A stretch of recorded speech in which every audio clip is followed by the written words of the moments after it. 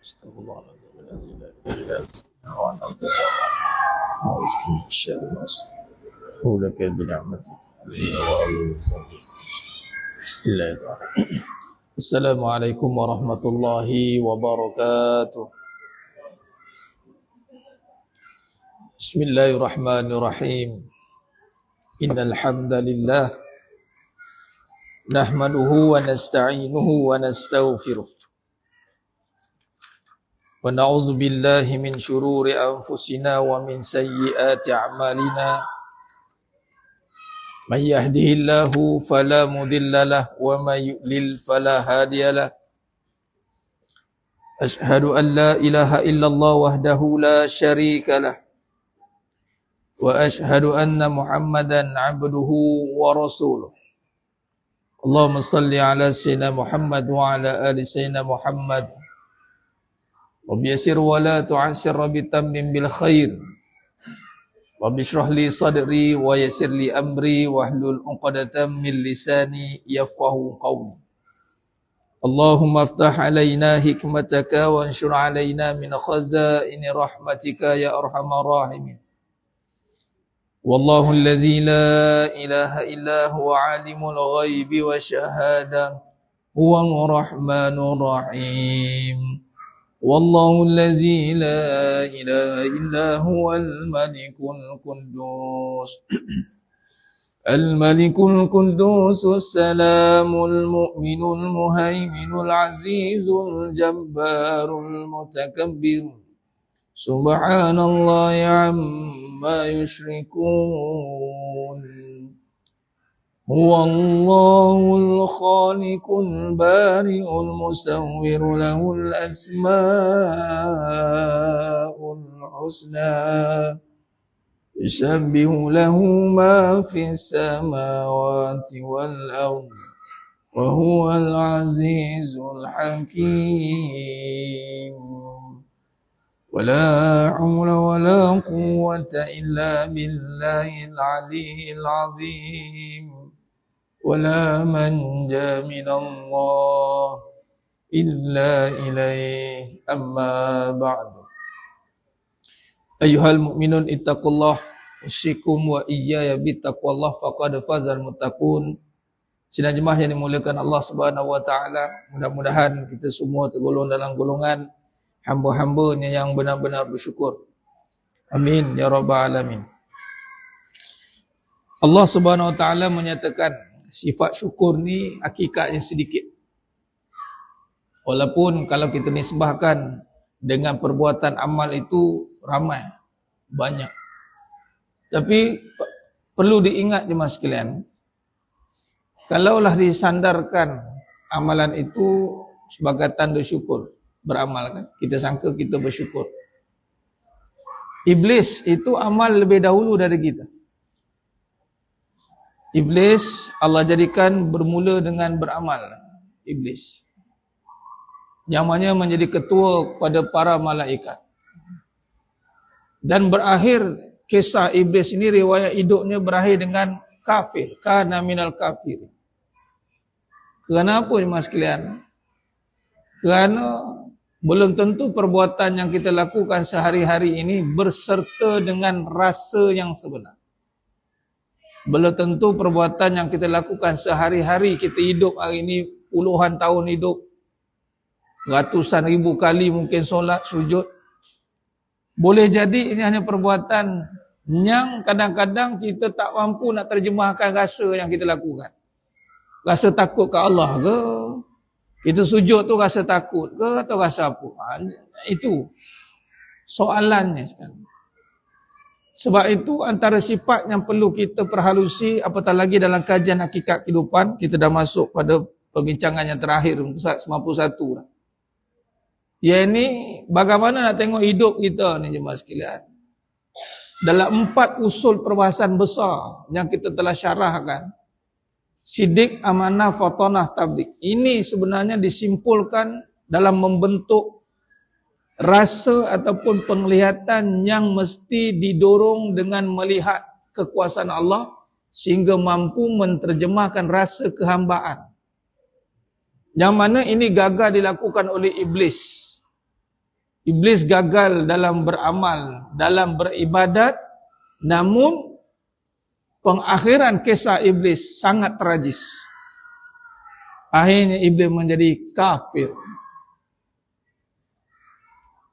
Dan Allah SWT menyatakan dalam Al-Quran, sifat syukur itu sedikit. Allah pula kata. Kenapa syukur ni di-highlightkan? Kerana lawan kepada syukur, kufur. Kufur itu kalau tidak dijaga, kalau tidak diperhatikan, lama-lama kafir. Syukur lawannya kufur. Satu-satunya sifat jemaah sekalian yang Allah gandingkan di dalam Quran, yang ada lawan. Kalau sifat sayang, sabar, itu tak ada lawan, tak ada ganding. Innallaha ma'as sabirin wa basyiris sabirin. Kalau kamu sabar, tak ada jadi lain. Dia sabar je. Maknanya selagi tak dapat sabar, belumlah dapat sifat tu. Tapi syukur ni satu sifat yang mesti dikuasai dalam perjalanan hidup kita yang panjang ini. Yang mana gagal menguasai sifat syukur, maka lawannya kufur jemaah sekalian. Wa na'udzubillah min dzalik. La in syakartum la azidannakum wa la in kafartum inna azabi lasyadid. Dan bila gagal syukur, maka dia terjatuh pada lembah kufur. Bila kufur, maka dia boleh jatuh kepada lembah kafir. Maka sebab itu iblis meletakkan modus operandi atau perkara pertama atas selama-lamanya yang dia akan lakukan dan Allah rakamkan dalam Al-Quranul Karim surah Al-A'raf ayat 17. Iblis, inilah kerja dia jemaah sekalian. Dalam banyak-banyak kejahatan yang dilakukan, dia akan mengungguli satu perkara ini. Dan perkara ini dirakamkan oleh Allah dalam surah Al-A'raf ayat 17. Kalau kita ambil faham. Kita takut dengan musuh-musuh yang zahir. Kita mungkin takut dengan musuh-musuh yang boleh menghancurkan diri kita. Tapi percayalah ada satu musuh ini, dia sedang menghancurkan dari dalam. Itulah musuh nombor satu, iblis. Apa dia buat? Wala tajidu aksarahum syakirin. Engkau tidak akan dapati mereka bersyukur. Jelas. Kau tidak akan dapati mereka bersyukur. Yang beramal belum tentu, yang tidak beramal sudah pasti.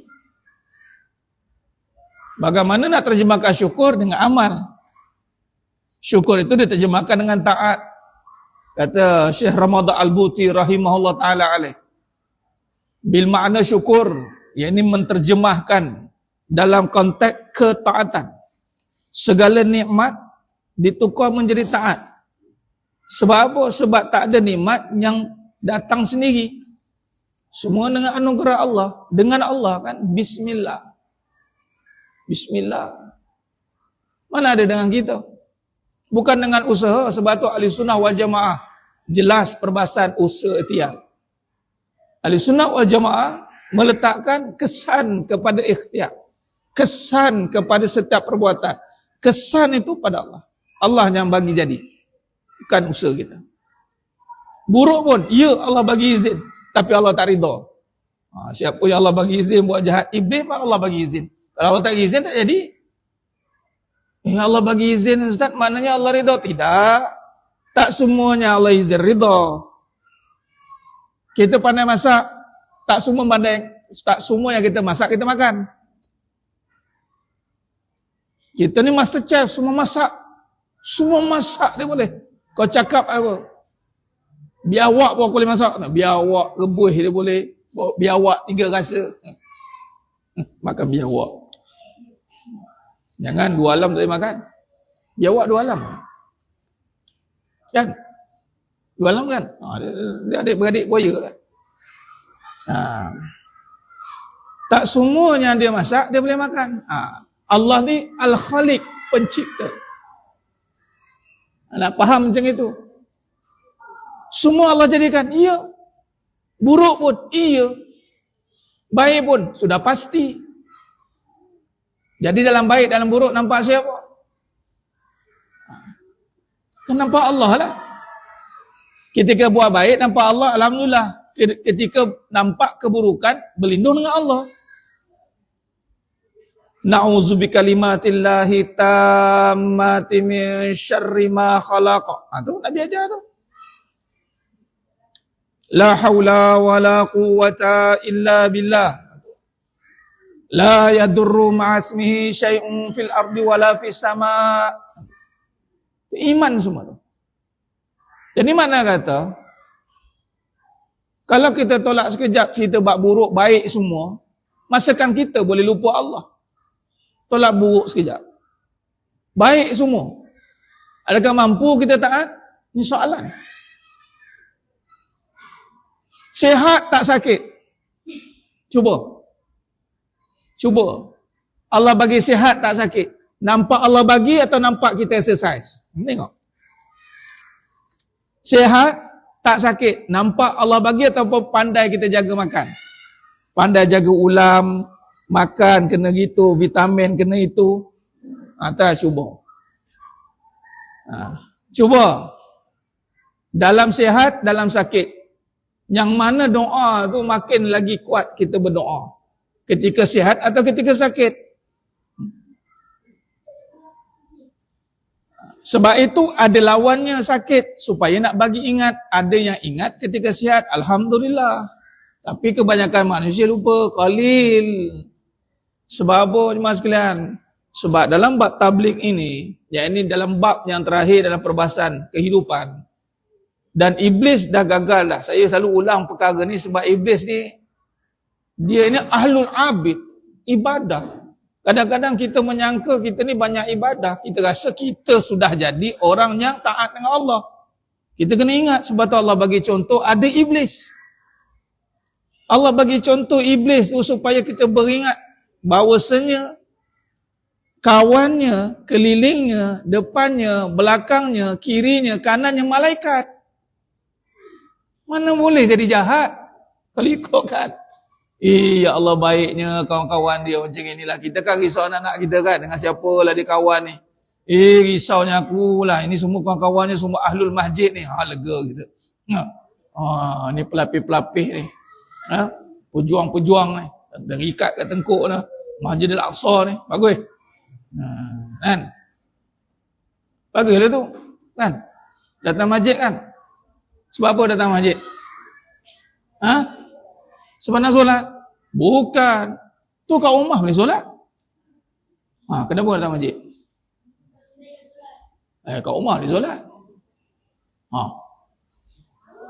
Tak tahu? Bagus jawapan kamu. Tak tahu. Betul lah tu nak solat. Yang pertama datang sebab nak solat. Yang utama kerana Allah ada. Tanda Allah ada, hati kita akan terpaut dengan masjid. Allah Maha berkuasa. Kan? Kenapa balik rumah? Kenapa nak balik rumah? Ada siapa kat rumah? Contoh kan? Mesti ada orang kan? Kalau tak ada orang nak datang? Sunyi je ke rumah tu kan? Ini buat training terus ni untuk budak-budak ni. Kan? Alah, 2 dalam 1 lah. Bukan senang dapat kerak ramai-ramai ni. Kan? Balik rumah tak ada orang nak balik. Nak? Apa pun tak ada. Mesti balik rumah tu mesti ada sesuatu kan. Mesti ada yang menanti. Mesti ada. Sama juga datang rumah Allah, masjid ni. Sebab apa? Sebab apa tadi Ustaz cakap? Sebab ada Allah. Apa maksud ada Allah tu? Kekuasaannya.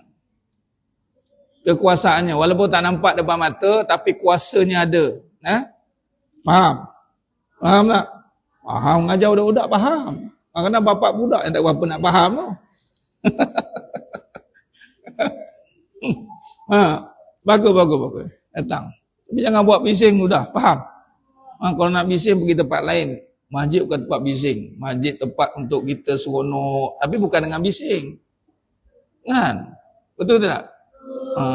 Seronoklah duduk. Jangan jerit-jerit. Ada orang mengaji. Ada orang nak solat. Kan? Tapi datang masjid seronok. Seronok.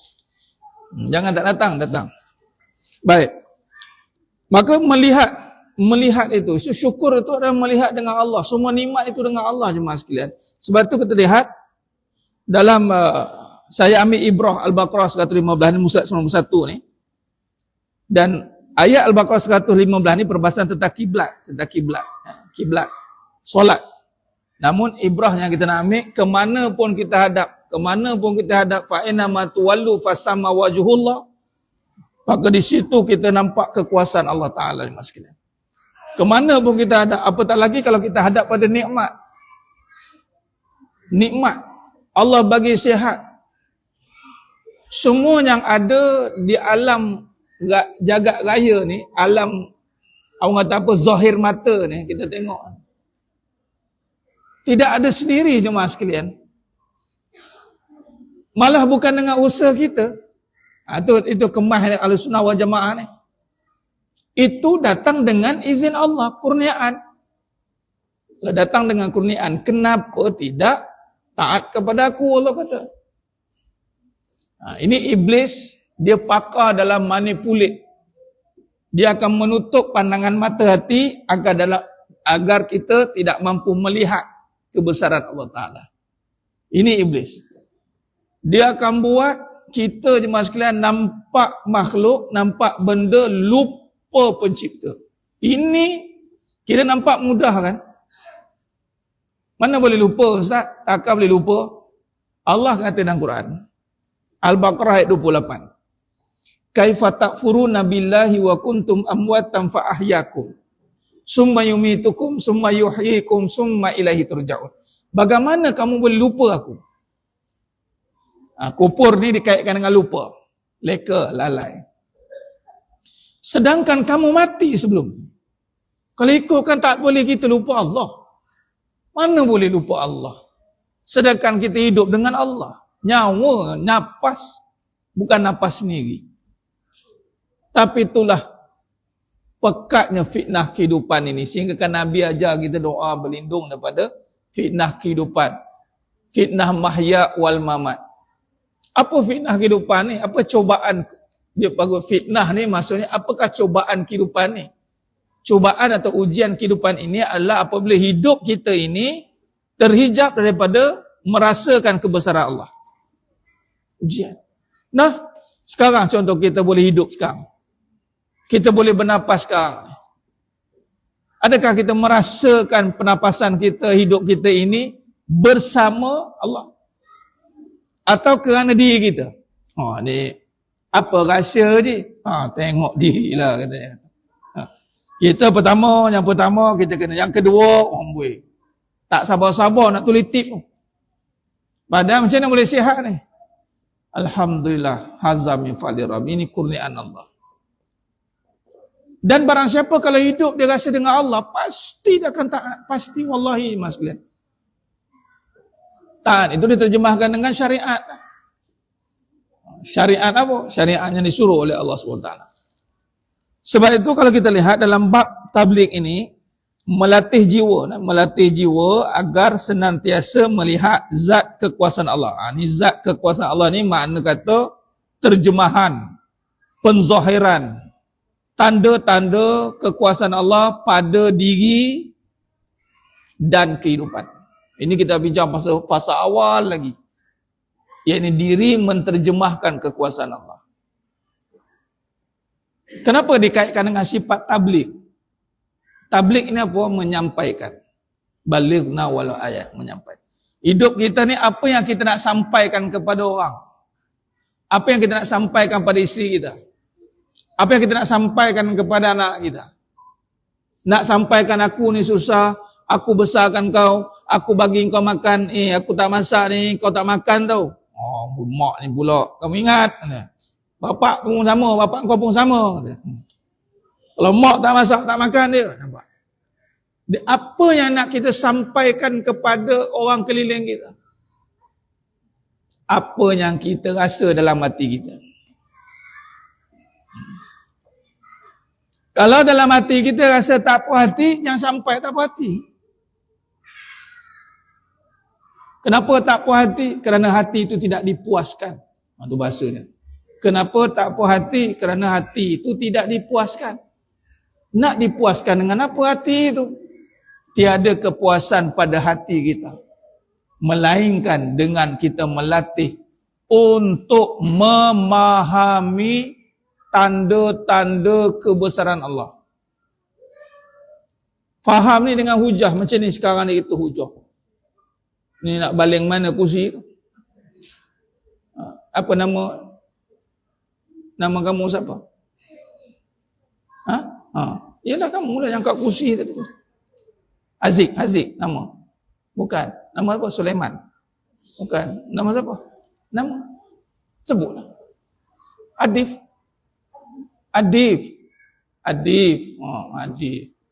Jangan ngangkat kursi tu. Dah semangat dah tu pakai baju tu. Baju ngangkat tu patut dia nak angkat kursi. Sabar. Duduk. Tak apa, kalau penat keluar je, tak masalah. Kan? Lepas dia makan, sabar je. Kan? Bagus. Sambil makan, kita dengar ceramah. Kan? Sambil makan tau. Bukan sambil dengar ceramah. Sambilan. Dah, tu cara dia je maslihan. Baik. Melihat kekuasaan Allah ini mesti ditanamkan dalam hati kita. Melatih ni. Dengan apa? Dengan nama-nama. Kita dah bincangkan pada fasa awal dulu, kita bincang dengan nama-nama yang termaktub, yang tertulis pada kesempurnaan. Antaranya Asmaul Husna. Atau kita ambil sifat 20, sifat ada saja. Kita ada bincang hakikat yang ada sebelum ni. Bahas ada saja, jemaah sekalian, pun sudah memuaskan hati kita dah. Tu hebatnya. Hebat. Itu usul tu, kaedah. Ada tu dinisbahkan kepada sifat wajib bagi Allah. Sifat nafsiyah. Lawan kepada ada, tiada. Okey. Dengan sifat ada ni, kita letakkan hanya pada Allah. Lalu kita lihat apa yang ada ni. Kita dah faham apa? Ada hanya pada Allah. Okey. Yang ada sekarang ni, sifat yang diberikan. Dengan apa? Kita faham huruf ba. Ini saya syarahkan kaedah perbahasan hakikat kehidupan. Kalau kaedah perbahasan sifat 20, lainlah perbahasan dia. Ini kaedah perbahasan terjemahan daripada sifat 20 ni, sifat ada. Sebab kita tengok macam mana nak melatih agar senantiasa melihat zat kekuasaan Allah. Kemuncak kepada pembentukan akhlak terpuji. Macam mana caranya? Bila kita lihat ada tu sifat pada Allah, wajib bagi Allah, maka lawan kepada ada tiada.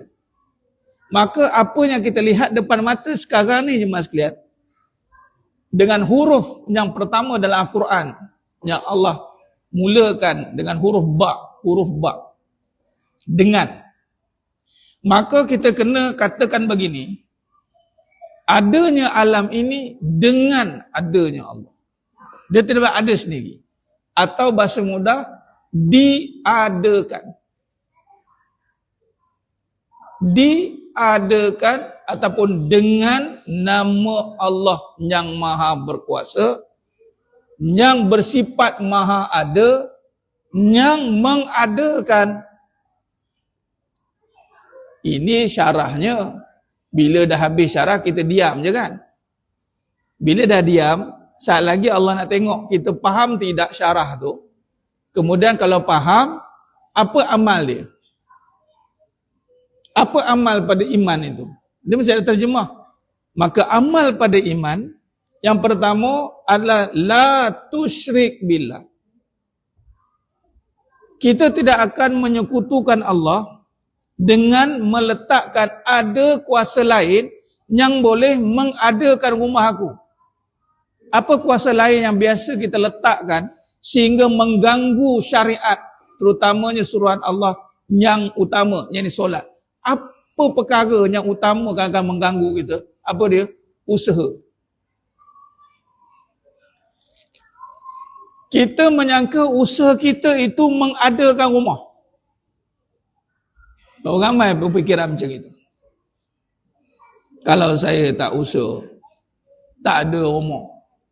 Kalau saya tak ada usaha, tak ada ni semua ni. Nah, kalau saya tak usaha, tak ada itu, tak ada ini. Nampak tidak? Akhirnya, Jemaah sekalian,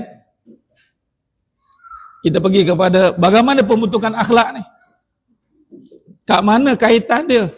Kita lihat. Dia akan nampak apabila dia melihat keseluruhan yang dizahirkan oleh Allah pada diri dia melalui apa yang diadakan oleh Allah. Lalu datanglah sifat akhlak ni, hauna. Sifat hauna, merendah diri. Merendah diri. Merendah diri ni jemaah sekalian, sifatnya apa? Merendah diri pada Allah dengan menyatakan bahawasanya perkara yang kita ada hari ini tidak boleh tidak mesti dengan Allah. Lalu kita akan mengutamakan dia. Terutamanya syariat solat. Sebab orang confuse sekarang ni. Contoh, sekarang duduk maghrib isyak tuan. Apa dapat duduk sini? Kalau nak kait dengan kereta, memang tak dapat kereta. Kalau nak kait dengan duit, memang tak dapat duit. Ini kena faham. Sebab kita kadang-kadang dilema dalam menterjemahkan. Ya, yelah solat-solat juga. Yelah kuliah-kuliah juga. Sekarang rumah tu dapur tak berasap. Maghrib isyak ni, rasanya payah nak bagi masa nak duduk. Rasa macam banyak usaha nak buat. Yang kita dapat adalah sifat kerendahan. Allah bagi kita kerendahan hati. Bila kita mengutamakan syariatnya, Allah bagi kita keyakinan bahawasanya dalam kita berusaha, kita yakin Allah bantu adakan. Tak semua orang boleh yakin Allah tolong adakan. Tak semua orang boleh yakin jemaah sekalian. Sebab tu Allah kata qalil, sedikit. Ada orang berusaha keluar rumah dengan risau. Dapat ke tak dapat ni? Aku dah usaha banyak kali ni, dapat ke tak dapat? Atau dia keluar rumah, sampai bila aku nak kerja macam ni? Atau dia keluar rumah dengan macam-macam hala tuju lah untuk mengubah nasib hidup dia. Walau itu semua bertentang dengan yang sepatutnya kita yakini. Patutnya kita keluar rumah dengan akhlak yang terpuji. Yang ini dengan merendah diri, merasakan bahawasanya melihat bahawasanya kita tidak berseorangan dalam menguruskan dunia yang bukan kita punya. Merendah kita. Kita nak minta tolong orang, tolong saya ni tak tahu, tolong buat saya tak tahu. Bayangkan kalau dekat tempat kerja kita ada orang kata apa ke? Orang panggil newbie, freshie. Practical. Dia pun supervisor duduk sebelah macam ni. Buat ni, buat itu, buat ni kata. Masih tuan. Tolong saya ya. Cuba kalau ada senior sikit. Begitu. Macam dah tahu semua. Cuba kalau tak tahu, unduk dia. Ini sepatut ada pada diri yang mempunyai sifat terpuji. Dia tak tahu apa kat dunia ni. Alama insana man lam ya'lam. Sebab tu bagi setengah-setengah orang, dia gagal dalam melihat kekuasaan Allah. Bila dia dapat kereta, dapat rumah, dapat kejayaan, tengok karakter dia apa. Kita tak bermasalah dengan orang yang dapat tu. Sebab kita tahu yang bagi dapat Allah. Saya tak masalah. Kalau dia pakai kereta apa pun. Kita terbang pun tak kisah. Tapi masalah ni jawapan yang dia bagi tu. Kan ada orang buat interview kan. Tuan-tuan tengok tak cerita interview kan. Dia buat macam ni. What are you doing for living? What are you doing for living? Kan orang pakai kereta mewah kan. Kemudian ada interview. YouTube ada. Facebook ada interview lah. Saya fokus kepada orang Islam. Bila orang interview tu, tengok ketika ditanya tu, kita kena faham. Allah melihat kita. Ni nak rasa ni. Rasa tak Allah tengok? Ketika orang tanya, macam contohlah, kita pakai kereta orang. Tuan ni ada depan. Orang interview, macam mana boleh dapat kereta ni? Tuan nak tengok. Aku tengok kau jawab apa? Aku nak tengok kau jawab apa? Kita macam, kereta ni kalau tak usaha tak dapat. Tuan cakap memang tak sedar diri betul dia ni. Pakai kita aku. Lepas tu cakap dia yang usaha. Aku yang bagi. Dia usaha minta je. Engkau usaha minta. Aku yang bagi. Kalau engkau usaha, kalau aku tak bagi, kau boleh dapat. Asal berat nak jawab bila orang interview. Merendahlah kita. Macam mana dapat ni? Mintalah kepada Allah. Orang pelik minta dunia pada Allah. Betul tak? Tak percaya buatlah tuan-tuan. Ni ustaz mana pula ni kata? Pelik. Tuan-tuan nanti pakai insya-Allah doa kan Allah bagilah, ya Allah bagilah semuanya datang malam ni, ya Allah kaya raya, ya Allah bagi atas kereta Ferrari ke apa ke, bagi pakai. Saya nak doakan. Nanti bila pakai Ferrari kan, orang tanya macam mana dapat? Kita pun jawab, minta dengan Allah. Tengok apa orang feedback daripada soal jawapan tu. Ataupun macam mana dapat? Allah bagi. Sebab salah nak jawab Allah bagi. Rasa macam tak ada penglibatan Allah, yang susah payahnya aku. Ya Rab. Macam mana dapat suami? Interview suami pula. Kau dapat suami bagus ni, baik ni. Macam mana dapat suami? Apa jawab? Allah bagi. Alhamdulillah. Fahamlah tu. Kalau Allah bagi tu, fahamlah. Bukan sebab loving each other. Sweet couple bukan. Baguslah. Dia rasa macam suami tu dia cari. Samalah. Jadi tak berakhlak. Akhlak ni bukan bergaluh depan manusia. Yelah, bukan apa bergaluh dia. Tapi depan Allah, sombong amat. Akhlak ni bermasuk di depan Allah. Automatik depan manusia dia akan hormat. Sebenarnya berakhlak-akhlak nak cerita tentang kita malu nak ngaku. Sekaya-kaya Nabi Sulaiman AS, kaya Nabi Muhammad SAW pun kaya raya. Semua para anbiya kaya raya. Sebab apa kaya raya? Minta aja dapat. Ada mukjizat. Minta je dapat. Tapi yang Allah zahirkan kekayaan Nabi Sulaiman AS. Dipuji oleh Ratu Balqis. Dijawab oleh Nabi Sulaiman AS. Haza min fadli Rabbi. Itu saya. Bukan kerana kerajaan dia, bukan kerana apa yang dia ada, bukan usahanya, bukan tenteranya, bukan. Sebab apa Nabi Sulaiman AS jawab begitu? Surah An-Naml ayat 40. Haza min fadli Rabbi. Kerana sebelum dapat kerajaan besar, sebelum kita senang, kita ada satu perkara yang kita buat. Apa dia mas sekalian? Kita meminta kepada Allah. Betul tak? Hari-hari duk minta. Hari-hari, ya Allah, senangkan aku, ya Allah. Ya Allah, ya Allah, bagilah suami yang soleh, ya Allah. Bagilah, minta ni. Bila dapat, dia nampak tak? Itu adalah pemberian. Mulut cakap boleh, tapi terjemahan itu yang Allah nak tengok. Belum tentu. Lepas tu kita kena mula tengok ataupun melihat dengan kekuasaan. Perkataan ni kena pegang ya maksudnya. Melihat dengan kekuasaan. Supaya kita boleh deliver, kita boleh tabligh, kita boleh sampaikan balik apa yang kita rasa tu. Kita rasa sungguh bahawa suami ni anugerah Allah. Kita rasa sungguh kereta ni Allah bagi. Supaya kita boleh zahirkan balik dengan perkataan, dengan perbuatan, malah selagi bulan dengan perkongsian. Kita boleh kongsikan lebih rezeki kita bagi. Nak rasa, anak ambil, Allah bagi terlebih rezeki kan. Jadi kita tak ada rasa pelik nak bagi orang. Kenapa tak pelik? Sebab kita pun diberi, maka taklah berkira untuk memberi. Itu kaedah dia. Nampak jemaah sekalian?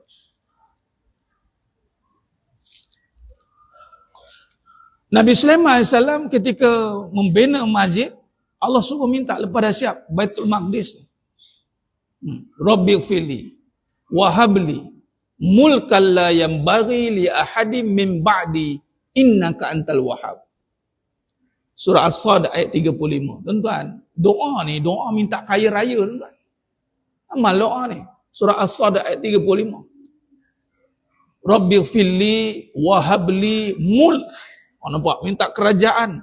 Mulkan la yanbaghi li ahadin min ba'di innaka antal wahhab.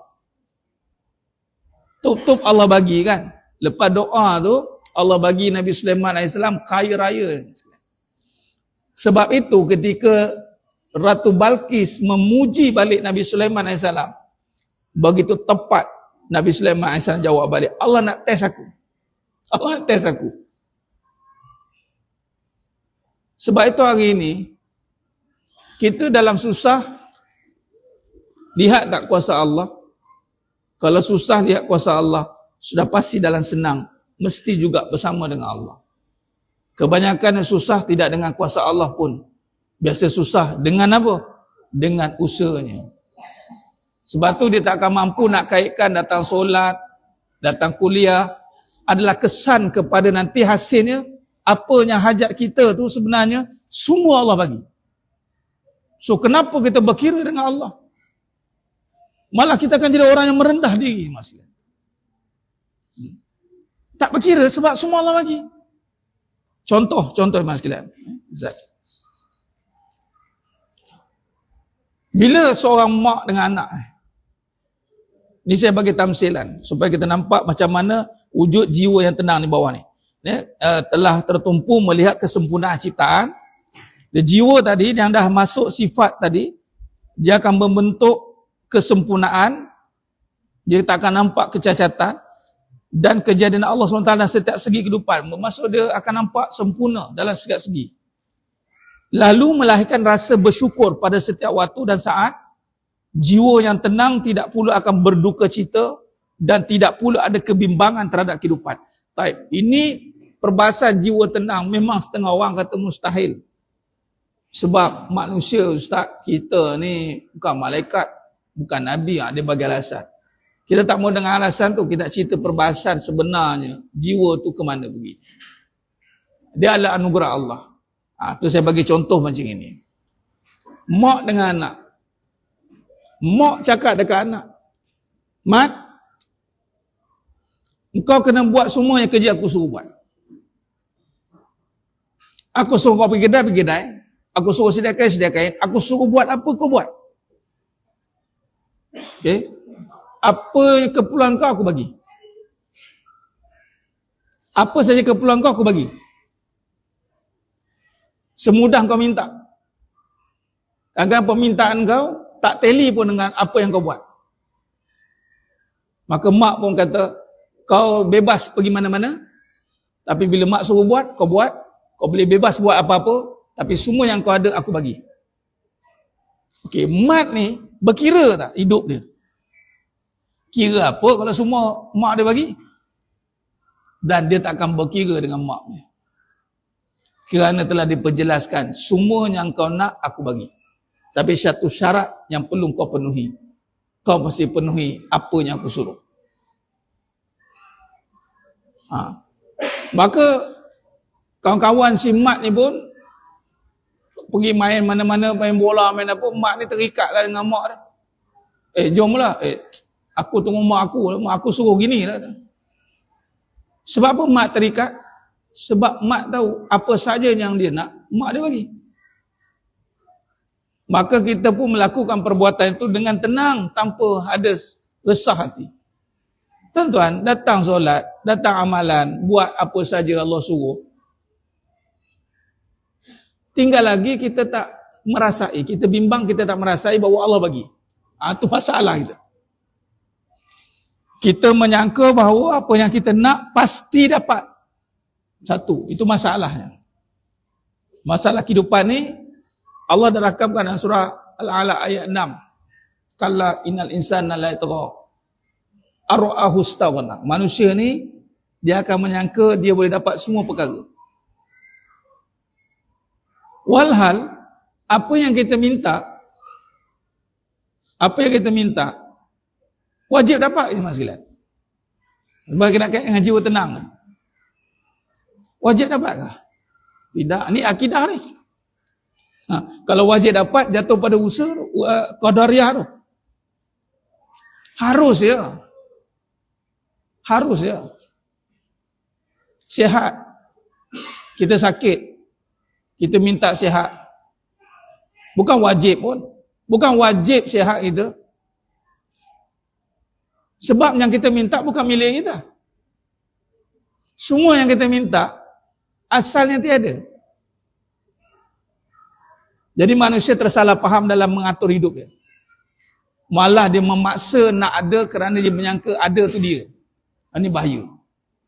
Masuk kata di sini, bagaimana nak membentuk jiwa tenang, tiada kebimbangan, tiada berduka cita. Yang pertama, tadi dia tengok kekuasaan Allah. Dia melihat dengan Allah.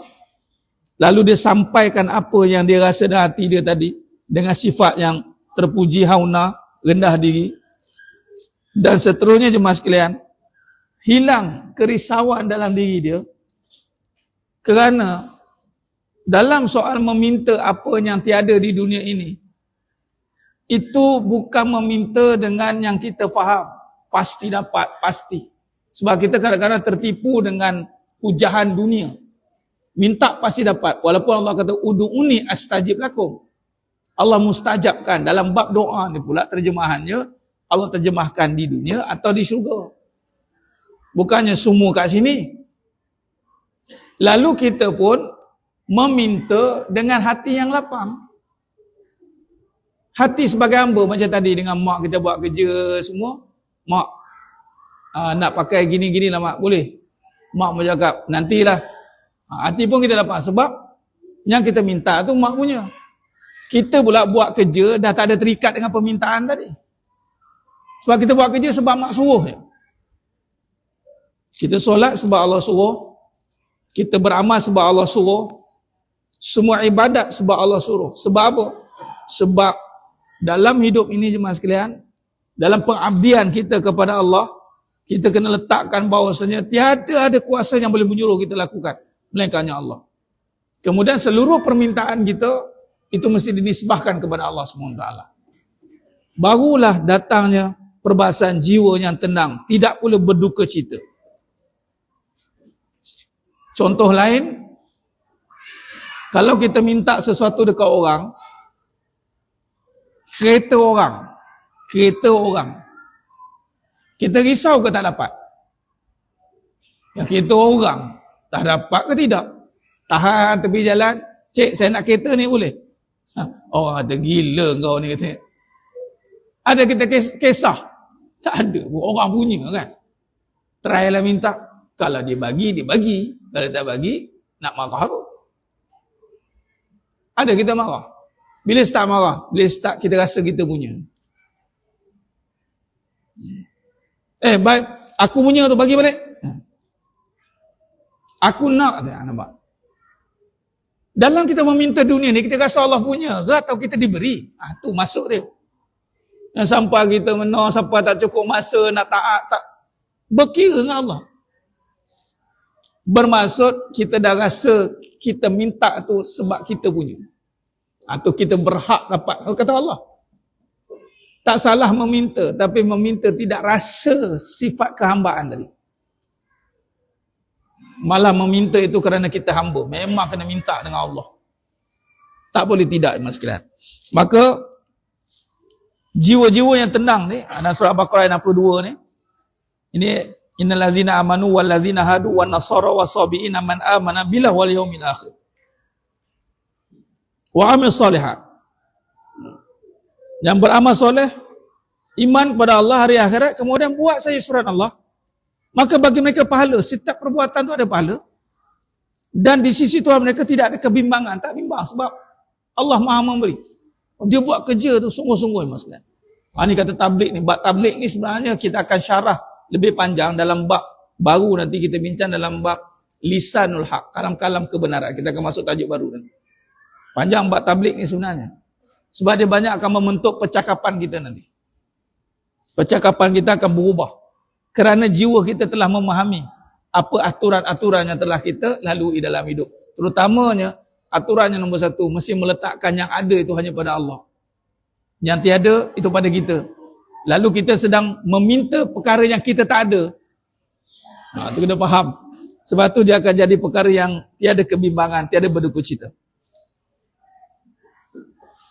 Dan kesimpulan kepada tajuk ni malam ni kita habis. Ustaz 92 kita habis. Ini syarah kepada surah Ar-Ra'd 28 dan surah Ali Imran ayat 190-191 tu tentang perbincangan kita tadi dah. Yakni tentang sesungguhnya kejadian bumi, pertukaran malam siang, semua ni tanda bagi orang berakal, kemudian memikirkan berbaring. Allazina yazkuruna Allah qiyaman wa qu'udan wa 'ala junubihim wa tafakkaruna fi khalqis samawati wal ardh.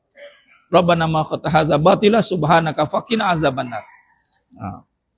Jadi di situ kesimpulan, apabila keseimbangan ni, tabligh ni juga membincangkan tentang keseimbangan. Nanti kita mula seimbang.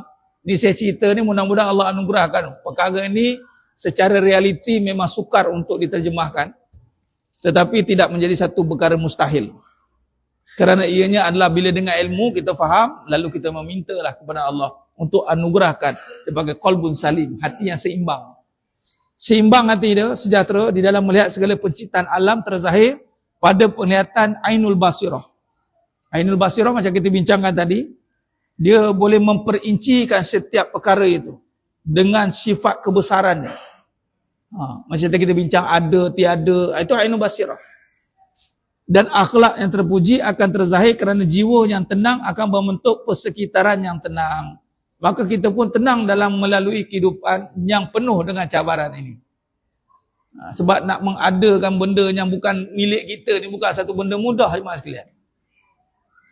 Sebab tu orang stres, orang tension, orang anxiety, depressed sebab dia nak mengadakan benda yang dia tak ada. Abang sayang saya tak? Sayang. Abang pasti abang sayang saya. Sayang tu tak ada kat kita. Dia force untuk bagi ada. Itu yang mula nanti jadi macam-macam. Bila kita mengadakan benda yang bukan milik kita, macam mana agak-agaknya? Sebab tu ramai orang terpinga-pinga dalam hidup ni sebenarnya. Tapi kalau kita mengadakan benda yang diadakan Allah, apa maksud dia? Kita minta Allah adakan, tu lain. Ya Allah, Allah maj'alni, itu nama Allah maj'alni syakura, jadikan, adakan kasih sayang ke dalam hati aku ya Allah, adakan kekayaanmu ya Allah. Itu lain permintaan. Berbalik pada contoh tadi, kita buat saja usaha yang kita lakukan, tapi nak mengadakan tetap kita minta dekat Allah sungguh-sungguh. Maka barulah kita sungguh-sungguh datang untuk sujud kepada Allah. Barulah datang semangatnya. Sebab Allah saja ada yang mengadakan apa yang kita tiada. Jadi wallahualam sekalian, habis perbincangan kitab pengajian kita ni, hakikat kehidupan ni. Dan nanti insya-Allah kita satu masa kita boleh buat murajaah dalam konsep daurah daripada awal sampai habis balik. Untuk kita buat ulang kaji insya-Allah. Dan kita akan masuk pada perbincangan datang dalam bab lisanul haq. Lisan ni kalam, lisan, perkataan, lidah atau percakapan yang benar dalam kehidupan. Jadi kita akan sentuh dalam perbincangan akan datang. Alhamdulillah, moga-moga Allah rahmati kita, berkati kita, berikan kefahaman dalam pembahasan hakikat kehidupan ini supaya kita tidak terhipu dengan kehidupan yang penuh dengan cobaan, fitnah mahya wal mamat. Insya-Allah itu saja. Mohon ampun maaf daripada saya kekurangan kata-kata orang bicara dan penyampaian. Hanya Allah Ta'ala sajalah yang mampu menyempurnakan perbahasan kita pada malam yang penuh barakah. Aku qouli hadza wa sallallahu alaihi wa lakum bi taufiq wal hidayah. Assalamualaikum warahmatullahi wabarakatuh. Kita tangguh dengan tasbih kafarah dan surat As. Subhanakallahumma bihamdika asyhadu an la ilaha illa anta astaghfiruka. Bismillahirrahmanirrahim. Wal 'asri innal insana illadzina amanu wa bil haqq. Wallahu a'lam bisawab. Takbir. Allah